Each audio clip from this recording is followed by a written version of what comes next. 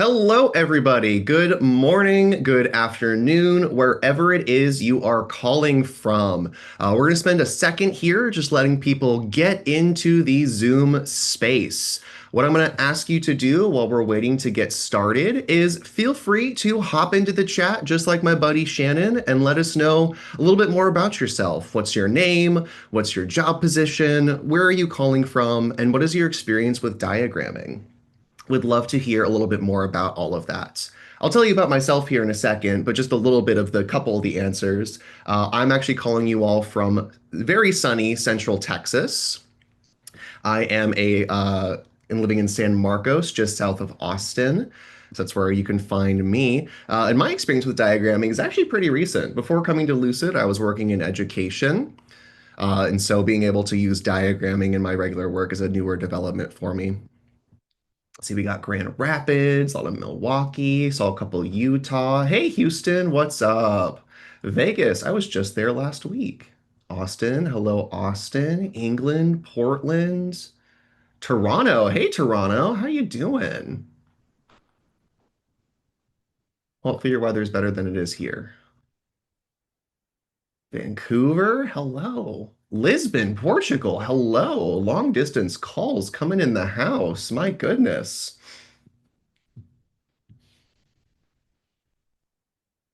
Chicago, Des Moines. Hey, what's up, Des Moines? That is my home state, well, my home city.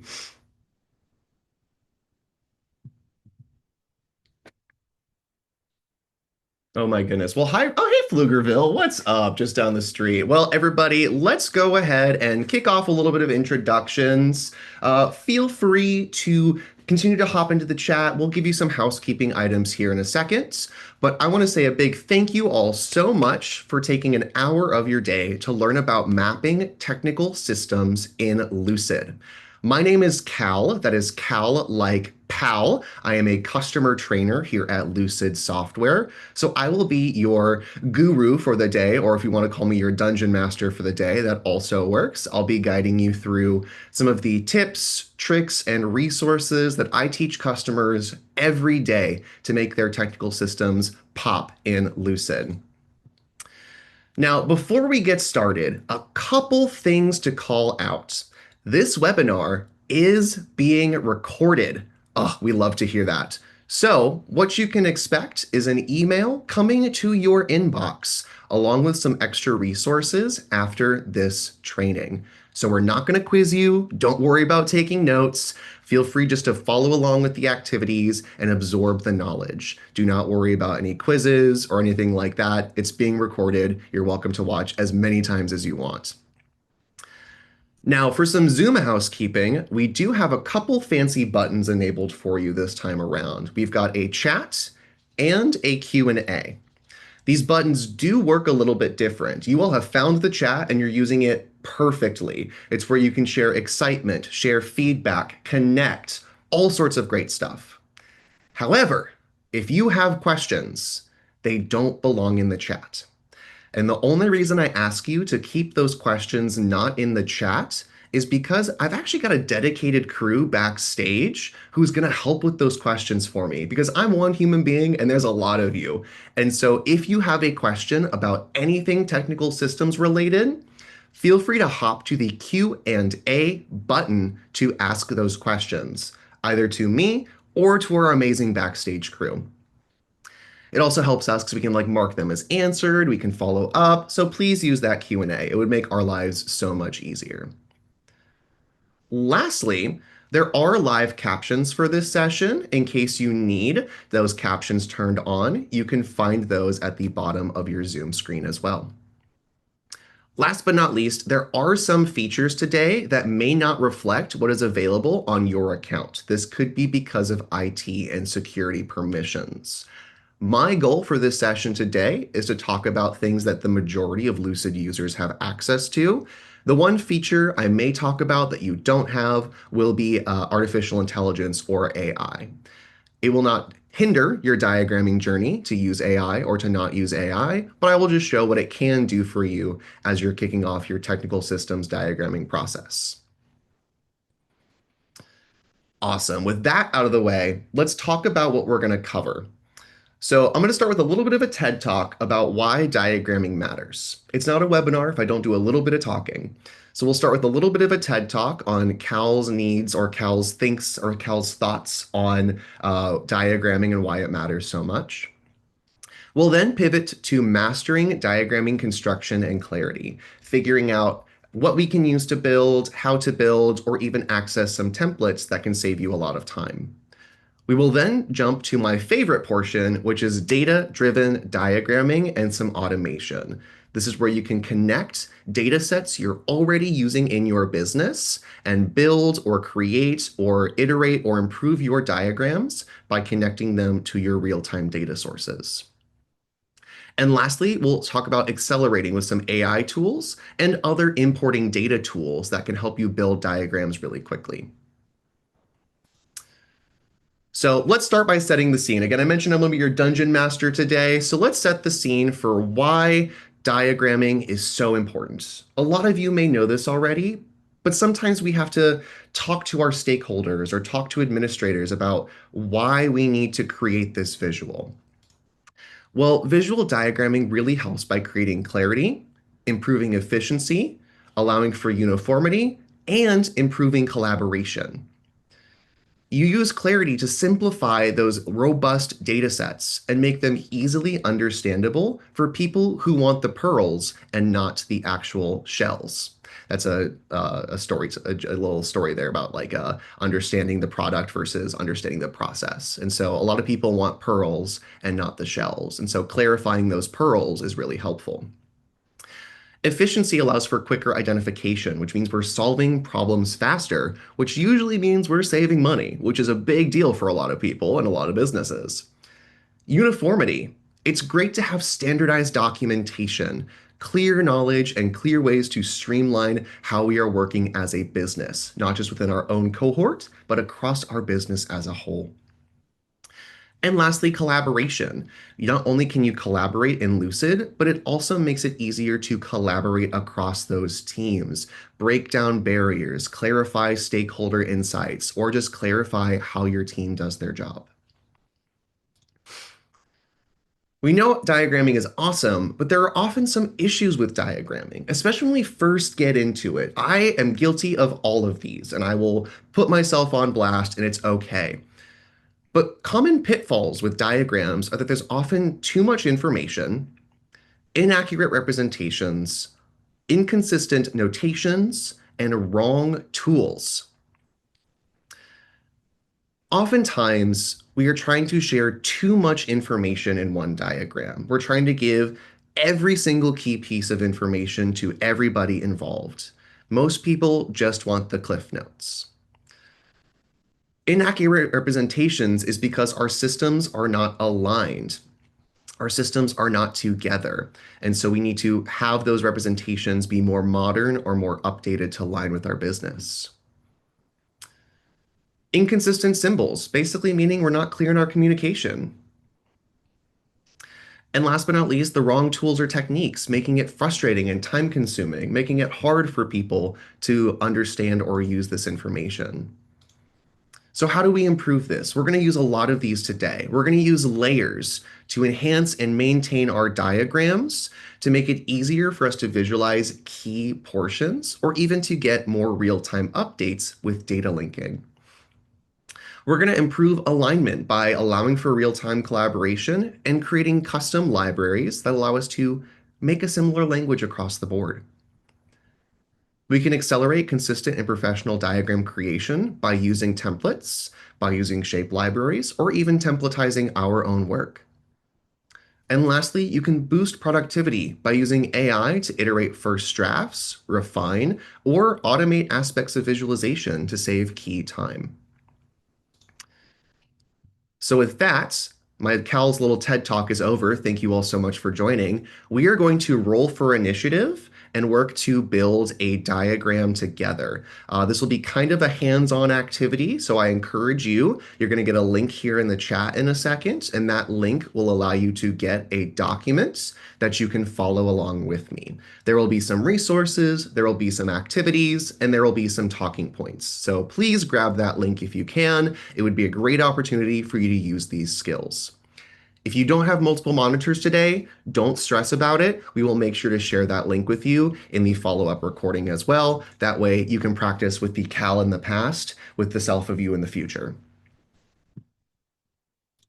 So I'm going to pivot to the activity link here. I'm going to give it just a second for those activity links here. And this is going to be a great opportunity for some questions. I see a question coming in about templates for client-facing diagrams. So technically, any document could be customer facing. It just depends on your permissions or how you want to share it. So I did list some templates. We'll get to those in just a second. But really, it's however you decide to build or decide to create. That's going to be what you're looking for there.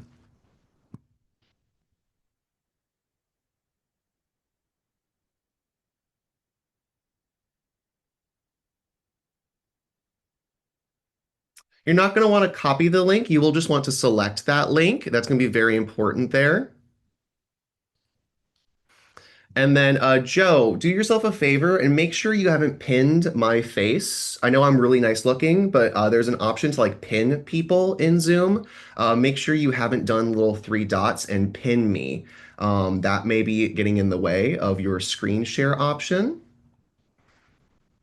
Otherwise, we may need to do a little reset here, friends. If we're having any issues with our screen share, let me just quickly pop myself off the screen share just in case, just so people have that opportunity. But for anybody who's still having issues after I share here again, I'm going to encourage you to just quickly hop off the Zoom and hop back on.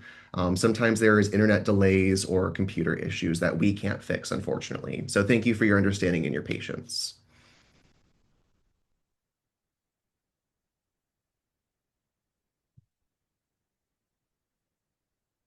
Alrighty, everybody. So now I've been on a bunch of different documents. So we're going to keep trucking along here just because we only have an hour today, friends, and we've got a lot to cover. Thank you all so much in the Zoom for helping each other out. This is the community I love to see here in these webinars. So thank you all so much. As we are hopping into this document, the first thing you're going to notice is I'm giving you some Lucidchart foundations.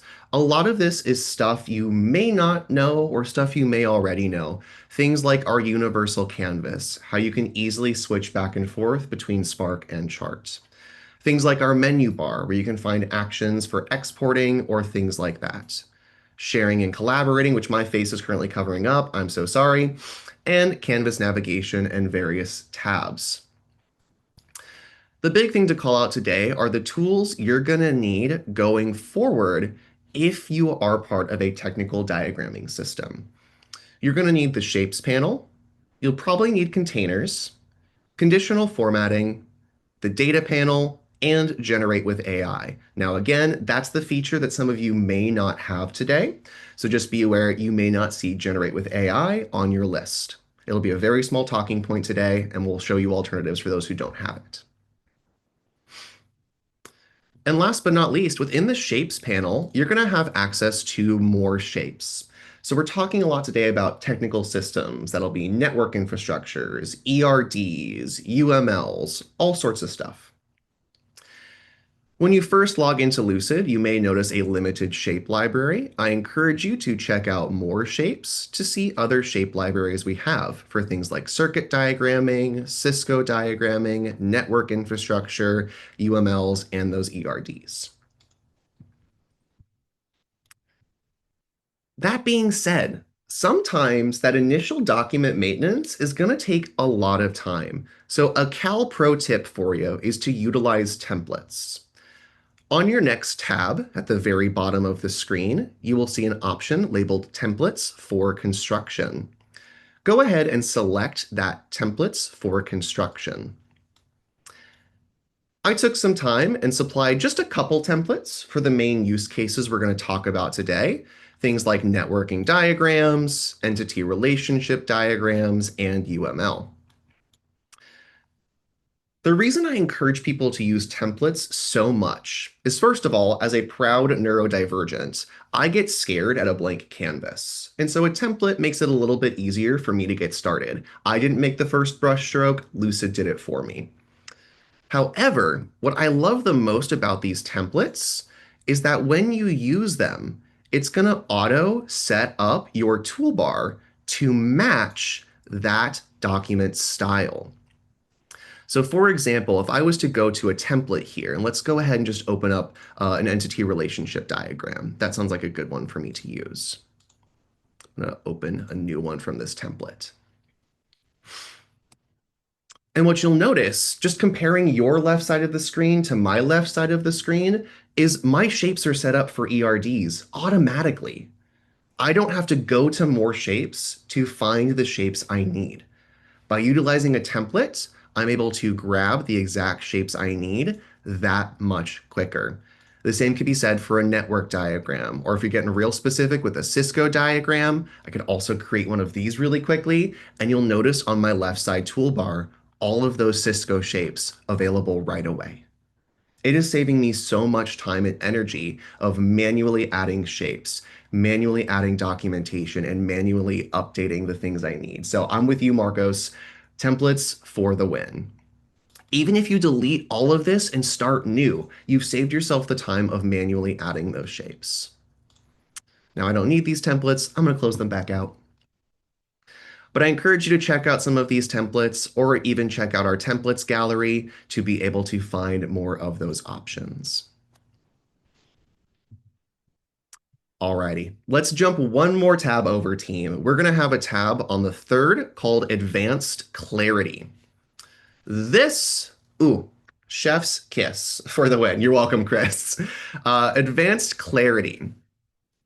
So on this third tab, we're going to talk about clarifying a document or making it easier for people to understand what that document represents. Let me give you a little story here. There's this team. They're called Team Phoenix. Why are they called Team Phoenix? Because they're rising from the ashes of a network infrastructure meltdown. They are recently branching out to the West Coast. They have been an East Coast only business for the longest time and have expanded to a West Coast region. The issue is their technical team has to keep track of the technical system now across two different regions. That can be really stressful for a technical designer or a technical employee to be able to keep track of two distinct regions at the exact same time. Luckily, Team Phoenix was smart, and they hired people for each region, with a manager looking over both regions, which makes it easy to divide the work between the various regions. East focuses on the East section, and West focuses on the West section. The problem we're seeing in this diagram, though, is that we've not made it easier for our teams, because the East team can see the West region, and the West team can also see the East region. This is that clarification I was talking about. We've given too much information to our teams. I know you may not think that's possible, but in this scenario, it was a real issue because Team Phoenix needed to see exactly what was wrong in their region, not every region. So what we're going to do is we're going to create layers. Layers work a lot like if you ever saw one of those overhead projectors when you were back in school, it ages myself a little bit, it's fine. But they would use that like cellophane paper to mark on it, and then they would put a new one on top and write on that one as well, creating layers on top of that. The Elmo, yes, Teresa, 100%. So our layers work the exact same. We are basically creating new sheets of paper that are going to hold your content for you. You can remove or revisualize those layers individually, making it really easy for teams to see important key information without overwhelming everybody. Luckily, layers are really easy to use. I've got a couple shortcuts that save me so much time, and I'm going to show them to you today because this is something I do all the time. So let's first check in on our East region. I'm going to zoom in a little bit so you can see a little bit better.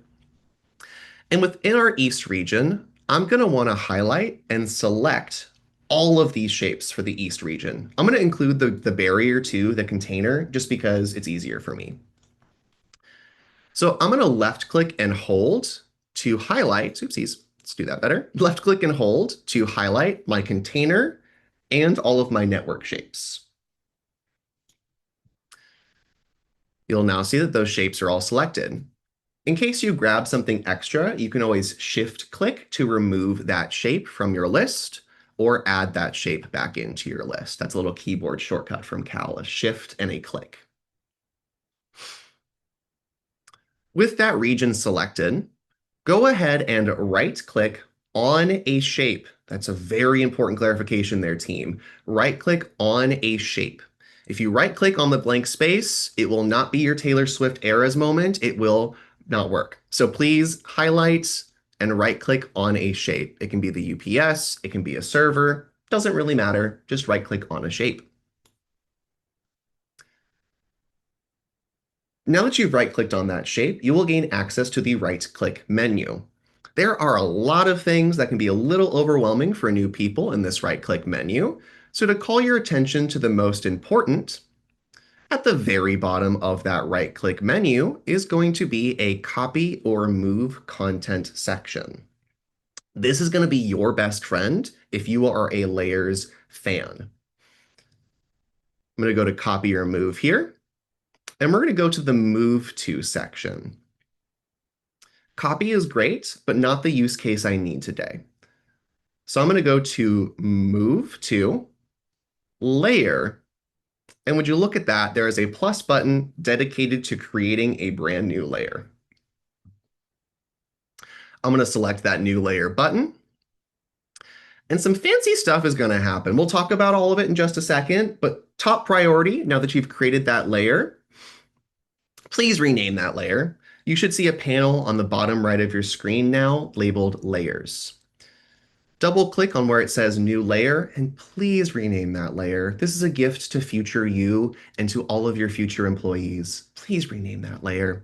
So I'm going to rename this based on the region, East region.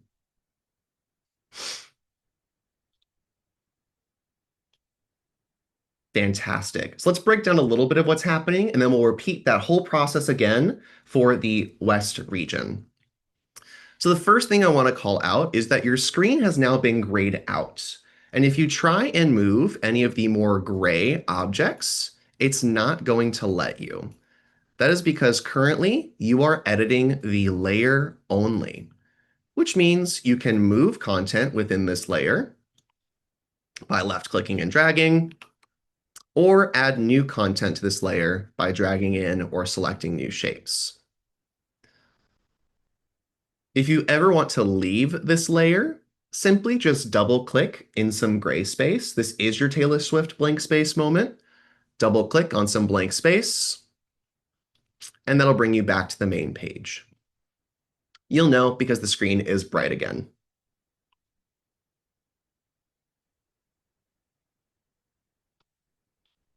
Fantastic. Let's do this one more time for some practice.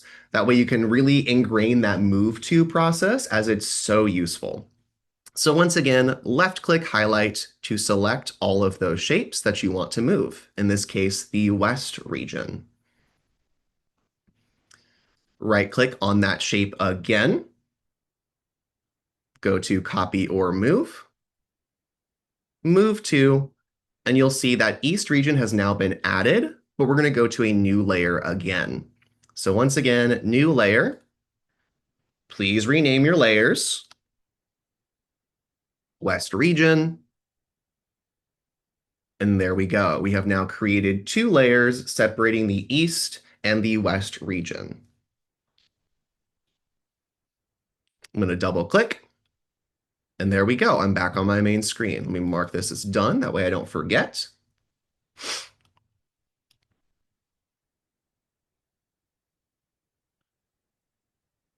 Calarity. Oh my gosh. Thank you so much, Peter. That's amazing. Elizabeth, great question. Moving versus copying. I don't have a great answer for you as I don't often see people copying. I do see most people moving.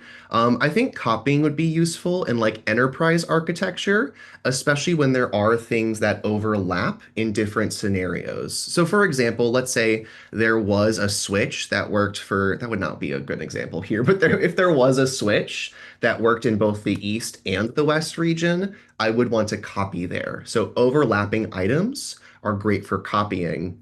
Entire pieces of content, just move. That's my personal opinion. Some people may disagree with me, and they're more than welcome to, but that is my personal impact on that kind of stuff, is if it's shared by multiple locations or regions, you'd want to copy instead of just move.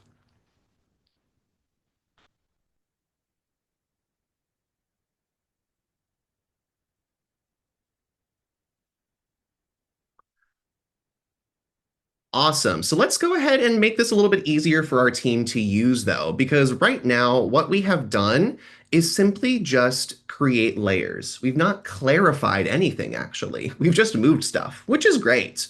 But if our team comes in, they're still going to see both regions. So let's create some buttons. I love some buttons.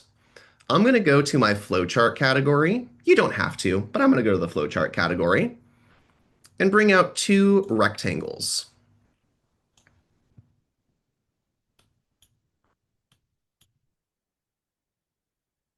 With these two rectangles, I'm going to rename them based on my regions, because again, we are trying to be really accessible for our end user. So I'm going to rename these East and West region. I promise there's a reason for me doing this, because what we're about to do here is create buttons that will allow our team to quickly turn on or off those layers, making it so people can see exactly what they need when they need to see it. So for our first one here, go ahead and select your East region shape that you added. And we're going to use something called actions. You can find those on the upper right of your screen, which I guess with where I'm at right now should be somewhere down here. Somewhere on this part of the screen, you should see a little lightning bolt on your canvas. Go ahead and select that lightning bolt.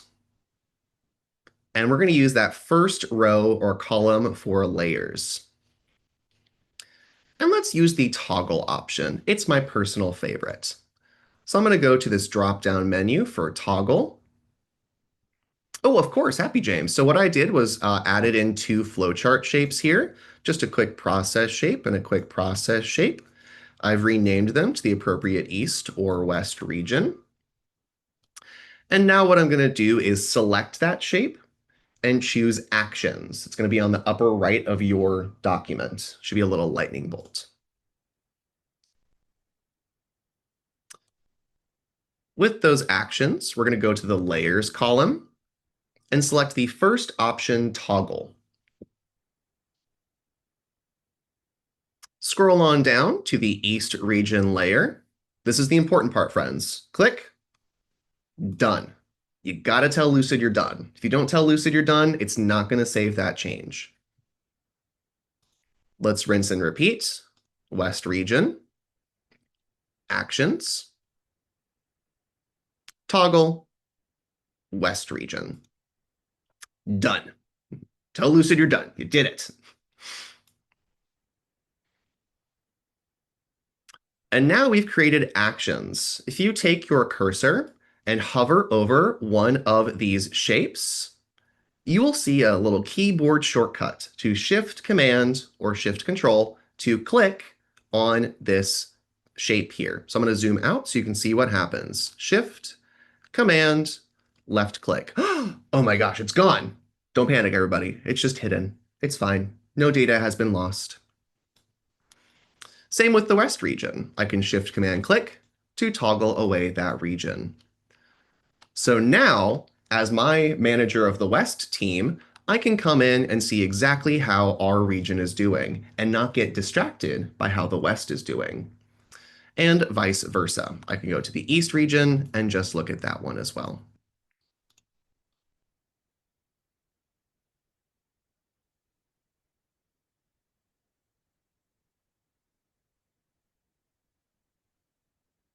Fantastic. There's a couple more items here I know, it's so nice. Yes, both objects will get highlighted, Gilbert. That is a great call out. So you will see both objects get highlighted. That is Lucid's way of saying, hi, I'm a button. Please use me.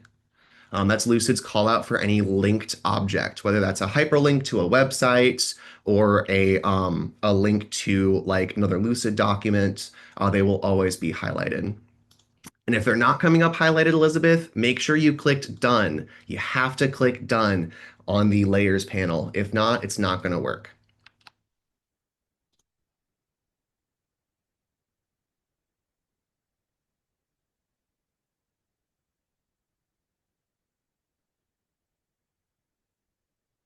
Good. Okay. Good. That worked, Elizabeth. Alrighty, team. So a couple more things we can do here is further clarify for our team by supplying more information using things like notes, links, and comments. Oh my gosh, these three truly game-changing for key pieces of information. So what I can do here is let's say our router one is having some issues and I want to leave a note to my team. So first thing I need to do is access that layer. So I'm going to double click on the router one, which will give me the opportunity to edit this router shape. That double click is very important because now it's behind that layer. So you have to do the effort of lifting and placing that sheet back down for the Elmo. Once you've selected that router or whatever shape you want to give it to, you can right click on that shape and a little bit on the lower third, second from the top of this lower third section, is going to be an add note option. When you select add note, you basically get to supply more context to your team. So maybe, for example, in this case, it's currently running older OS. We need to update ASAP. To do that, we will need to reroute to router 002.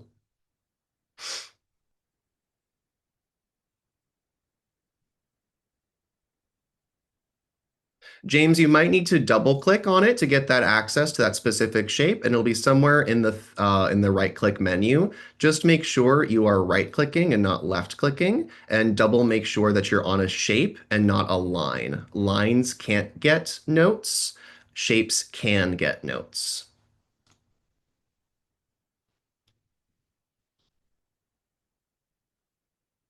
Yes, on the shape. Very important, James. Again, no Taylor Swift blank space moment.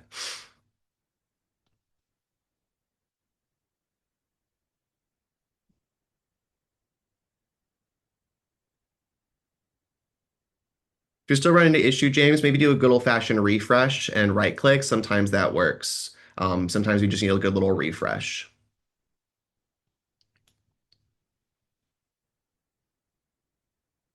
Awesome. So the next thing we can do is add a link to a shape. So maybe we have a document outlining all of the applications running through our wireless application points. So what I want to do here is add a link to that shape. By selecting AP001, I'm going to go to the top of my screen again, but this time find the link option. By finding the link option, we can see that we can link to a couple different things within Lucid.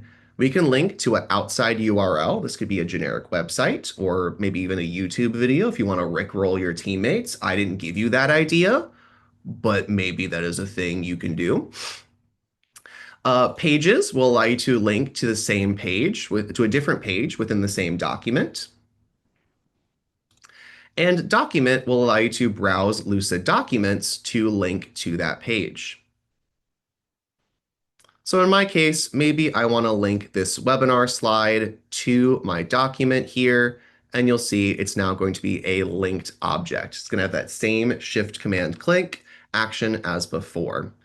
You've got a couple different options for things to link. Like I said, you can use a URL. So if you've got it linked to like the status website or something like that, if you've got the page option or document option as well. Yes, and thank you, Elizabeth. Again, making sure you double click on the shape or double click on the layer to get in that shape first. If you just click on the shape and then right click, you may not have some of the access to things you're looking for. So since it is in a layer, we do have to double click. In an ideal world team, I would have had you do these first, but layers are cool and I wanted to do those first.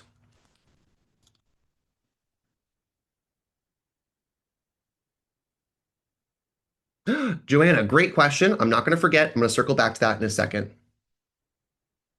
One more thing to call out here is comments. I did see someone ask why a note versus a comment. And really, a note is just for more key information. So it could be, a recent status report. It could be all that sort of stuff. But for comments, comments allow you to actually at mention somebody to create tasks or to create conversation. A note doesn't have that functionality. A note is just a note. It is just something for information. So if I'm realizing we're having some disk space issues on server 2, I'm going to highlight server 2. And again, just to make sure we're all on the same page, we're going to double click on server 2 and then click on server to actually access the server. Again, we would do this before the layer, but we're doing it for practice sake, team. What I'm going to do is I'm actually covering this one up, so I'm going to move myself for just a second. What you will notice on the upper right of your screen is a little comment speech bubble. While selecting your server 2 shape, click on that comment speech bubble. Actually, that's a lie. I just lied to you all. I'm so sorry. I did that backwards. Click on the comment speech bubble and then click on server 2. I got excited. So let me reiterate because Cal got excited. Click on the comment bubble and then click on server 2. Upon doing that, you'll get an opportunity to @mention individuals or @mention team members. So in my case, maybe I want to bother Josh, who's on silent mode right now, but we'll put Josh in here and say, can you check the disk usage for the SRV002? And I can even assign this as a task, which means Josh has to come in and check mark that it's been completed. I won't just for time's sake today, and I'll just post that comment. And now you'll see I get access to the comments panel, which allows me to see threads of conversation that are taking place. So we can see how our team is communicating, how our team is improving, and how our team is working through these issues.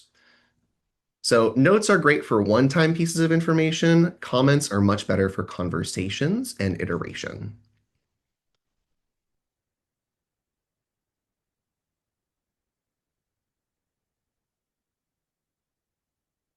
Gilbert, great question. Will the comment be sent with the whole design or is just as an email note? So it's going to depend on some integrations you've got set up. If you have Slack or Teams set up, it will send the notification via Slack or Teams. If not, it will send a notification via email. And when it sends that notification via email and they open it up, it will bring them directly to that shape with the comment. They won't need to hunt for that comment. Lucid will bring them to it.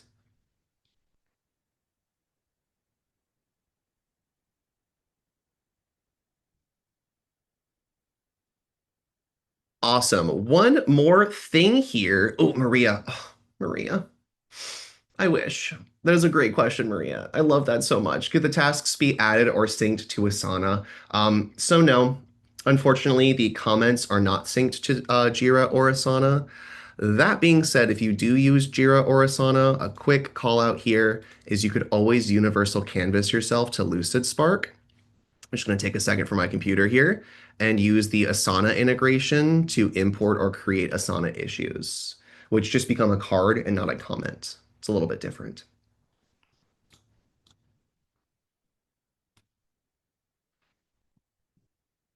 Ah, Shannon, you rock. Alrighty. So I did see a question earlier about making it sure that people know it's a button. And so what I'm going to walk you through really quickly is how Cal designs buttons, or anything that has a link attached to it. There's a couple things you can do. The first is a big, obvious icon. So I may go to the images panel and search for an icon to find like a click symbol and use that and put it on top of the button. That's a common one I see a lot of people do. They'll like take a cursor icon or a finger icon and place that on the shape to let people know that they should click that button. I'll often do that in combination with some formatting. If I select my shape here, I'm going to use some formatting tools to make it look more like a button. using some universal design principles. Universal design just being stuff we see on a regular basis that we want to follow the design of. So in this case, universal design for a hyperlink is what color, everybody? When you see a hyperlink on your document, what color is it usually? Come on, give it to me. What color? Blue. Yes, blue. So I'm going to do exactly that. I'm going to turn the text blue. I'm going to go further and underline it. And so now people will be just that little bit more inclined to be able to click that button. So now we can see East region looks more like a button. West region looks more like a button. Same for this API here. I could update the text on this API to also match that blue and underline formatting. And purple if you visit it, 100%.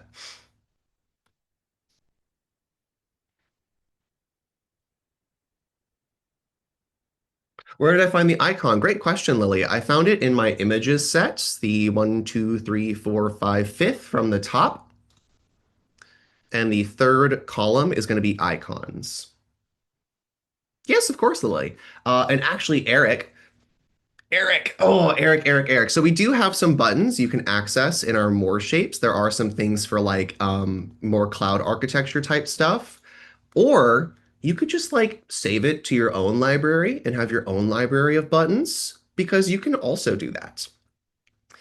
I can create my own custom libraries via my libraries and create shapes that will actually like be the formatting I want. So that's what I do. I create like buttons.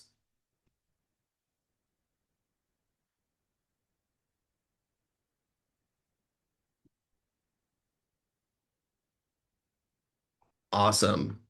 Can you change the action so it's not, oh, Tim.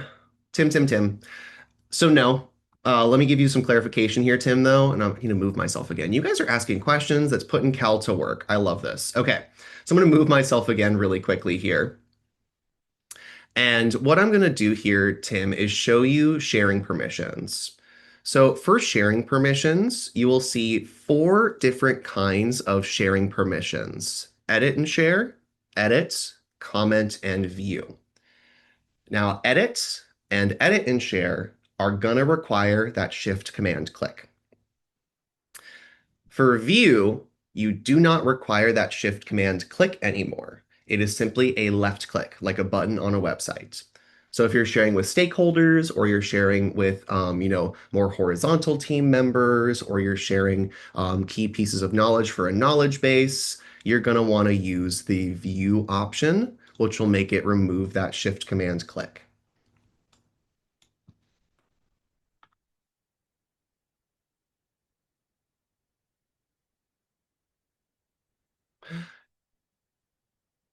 Andrew, great question. They do need to be a click to view them just because we don't want it to overwhelm them with a hover. There are hover opportunities we'll talk about here in a second with conditional formatting. Alrighty, team. I know we've got a lot of great questions. I'm going to save some time at the end for some more questions here, but I want to keep us trucking along and talk about a few more key items here. So let's jump to data-driven decisions or data-driven diagrams. Apologies. That fourth tab now. In data-driven diagramming, we're going to be talking about importing in data sets, quickly attaching that data to your shapes, and even quickly visualizing that data as referential formulas. So the first thing I want to call out is in your document, the sixth from the top is going to be data. That is 1, 2, 3, 4, 5, 6. Oh, I lied. 7 from the top is data. There are a couple different ways to import your data: Excel, Google Sheets, or CSV. If you use Excel from OneDrive or Google Sheets, it will be a bi-directional sync, which means updates you make in Lucid or in your data sets will communicate with each other, no longer having to manually go back and forth between your data points and your actual documentation. If you use Excel from your desktop or a CSV, those will not have bidirectional sync. Womp womp. I know. But if you're using either OneDrive or Google Sheets, that bidirectional sync is active and live. I know, Chris, it's so nice. What we're going to do here, team, is grab some networking shapes. To make it easier, we've already imported the data to save some time today. I didn't want to worry about taking time to do that. But we're going to start attaching data to some shapes. We need two more servers. So I'm going to grab my network shapes and drop in a server shape. And same with my other network shape, drop in another server. So I've got two servers here, and I want to connect my data set to these servers. What I'm going to do is go to my left side toolbar, find server 002, and I'm going to left click and hold the entire row of data. That's a very important qualification there, team. Entire row of data. So I'm going to grab server 002, drag, and drop onto that server. You'll know it's linked because there's now a blue hyperlink on your row number 6. Let's do the same thing with server number 3 here. Left click and hold, drag server 3. Awesome, you've linked your data. James, great question. That is something we can do. I'll kind of circle back to that in just a second here. There are some caveats to that, James, and I'll explain that in a second. With the server selected, go back to the top right of your screen. I am out of the way. Good job, Cal. On the top right of your screen, there should be a contextual panel just underneath your profile icon or your initials. By selecting contextual panel, you will get access to the metadata of your shape. What I'm going to do is go to my device ID, server 002, and find this little tiny T plus on the right side of that menu here. By selecting T plus, it's going to auto add that server's title for me, saving me time with manual text entry. I can repeat that with server 3 here. So I'm going to select my server, go to my contextual panel again, go to server 003, and select T plus.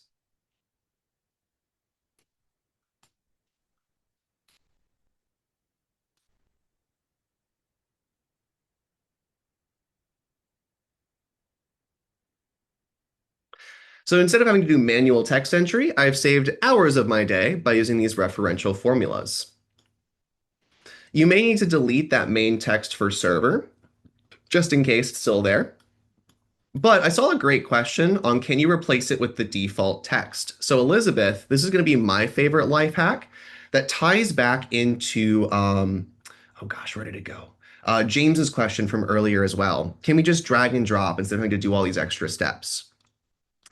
100%. Let me copy and paste this shape with data already attached. And let's go ahead and replace that data. Let's go ahead and use server 4 here as an example. Drag and drop that on top. I'm going to choose to replace this data. Ooh, look at that. It auto-filled in the text for me. This is something I use a lot, is replacing data sets. This can kind of tie into both James's question and to Elizabeth's question. So you do need to change the default text the first time, but after that, some copy pasting and some replacing, and you're going to save yourself so much time.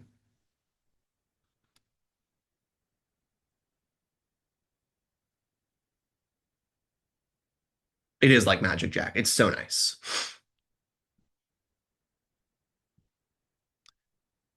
One last thing as far as importing data goes, we can refresh that data. So by going to my data panel over here on the left side of the screen, you'll get some options to manage and refresh your data. So I can go to this little gear icon here to replace data sets, manage refreshes, which can be automatic, manual, or never. You can also force a refresh by selecting this refresh option, and that will update the text manually as well. So if I made any updates in Google Sheets, it would also update here on my document. saving me again that time of manual clicking back and forth and back and forth.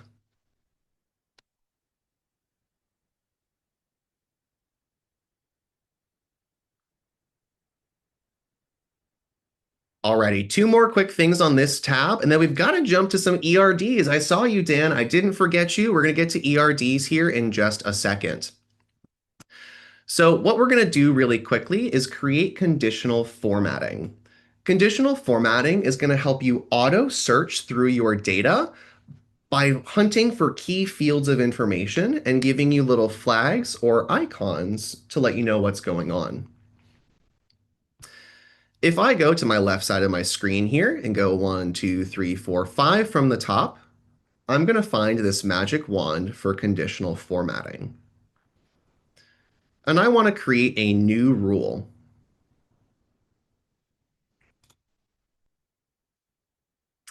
Now, the first thing you're going to notice is that you may see an edit with AI option. I'm going to show this one just in case you have this option. Otherwise, I will show you the longer, more, I say longer, the manual way of doing it without the AI.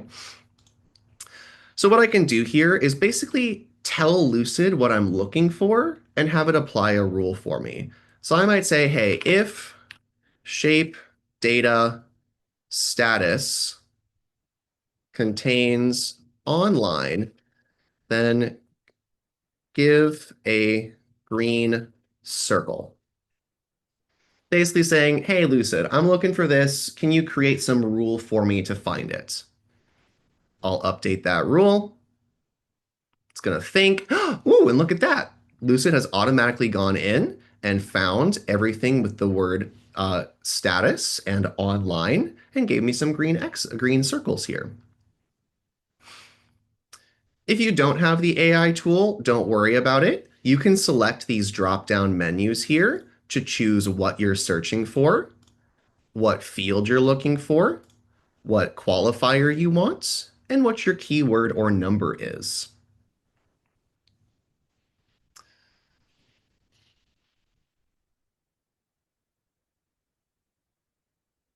If you want to add in some more rules, you could use in this else option to add some more else if conditions. Just making sure, team, if you're not seeing those green circles, go ahead and save real quick and make sure to apply to all using this little dot menu here. If you're only clicked on one shape while making the rule, it's not going to apply it to everything.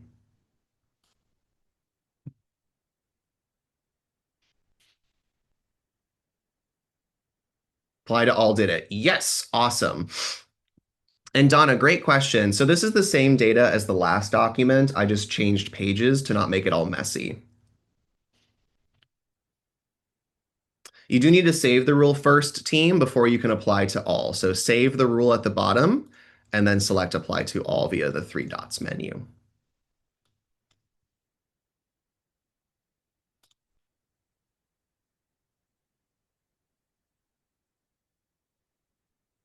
Now, just like we did before with our layers, we can also do this with our conditional formatting rules. I saw a question earlier about making those toggles for CF rules. You can.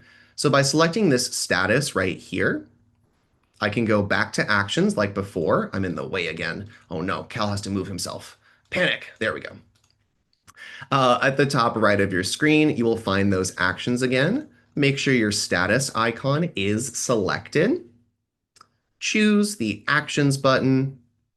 This time choose Conditional Formatting as opposed to Layer, and choose the rule we just created. Again, make sure to click Done. Super important for conditional formatting rules. And now that Shift Command Click also applies.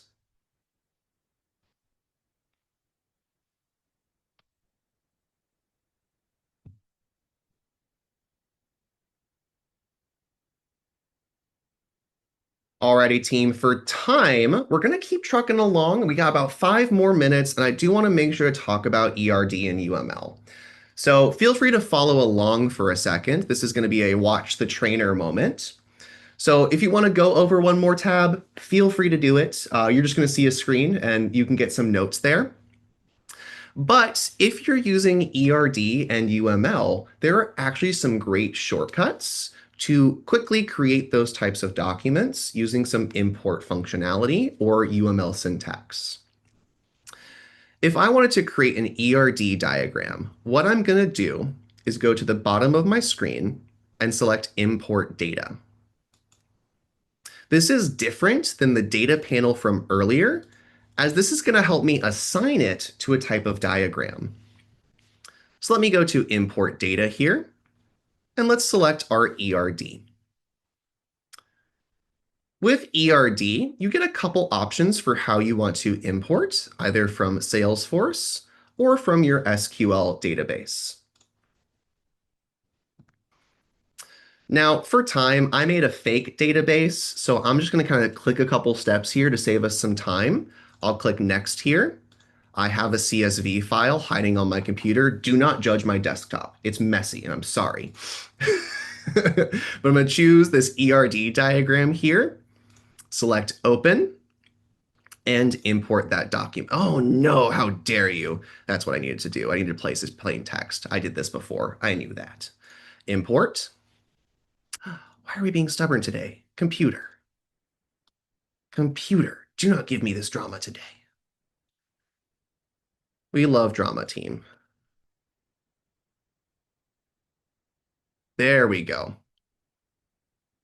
And so what this is going to do is we're going to be able to now have those ERD shapes automatically imported into my diagramming toolset over here. So for example, I can easily drag in this customer base here and see all of our customer variables. I can also drag in this inventory, products, sales, and warehouses. And the real magic is it's auto gonna connect those relationships for me. Since I went through that data import, it has saved me hours of having to hunt through, manually create, and all that sorts of stuff. So I do encourage you to use this ERD option. Thank you, Jennifer. And for the record, since I also struggled with this, I left you some notes from Cal using a layer. We love layers. So you're able to use this kind of formula here in case you can't run that SQL query on your database. Feel free to steal some notes from Cal to be able to use this. That being said, if you are running it through the import functionality and actually using the query we give you, it's going to work way better than what I just did. So.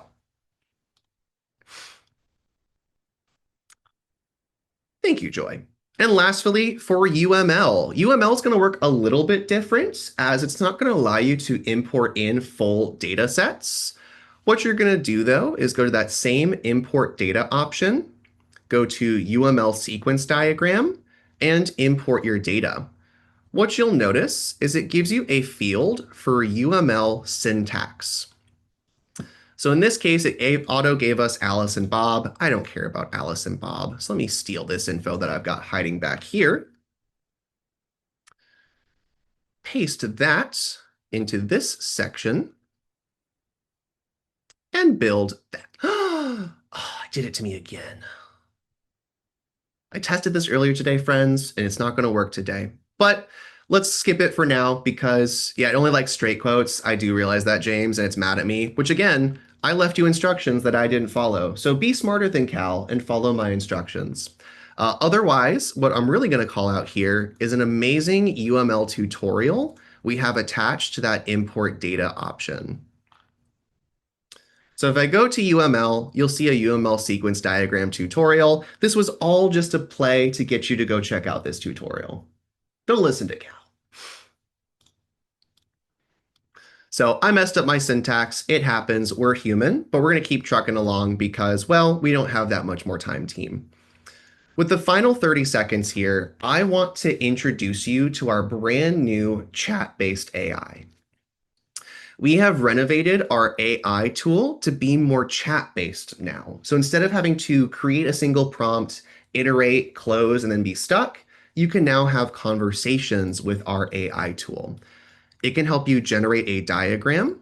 You can attach presets or files to it, and even provide context through those files and iterate all within the same chat. You're no longer having to hop back and forth between those two different, I hit the wrong button there. Sorry, anonymous friend. Back and forth between those two, like screen views. It's all now in one place. So to give you a lightning fast example, and then I got to set you all free.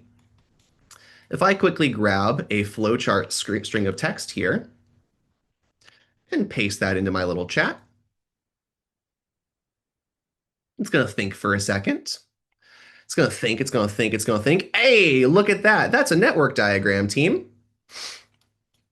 Is it perfect? Absolutely not. But is it a great first draft of my network diagram? 100%. So feel free to use the AI tool to kick off as well. AI still can't create swim lanes. I'm so sorry about that. It's not quite in the functionality yet, but it is going to create containers to organize your content.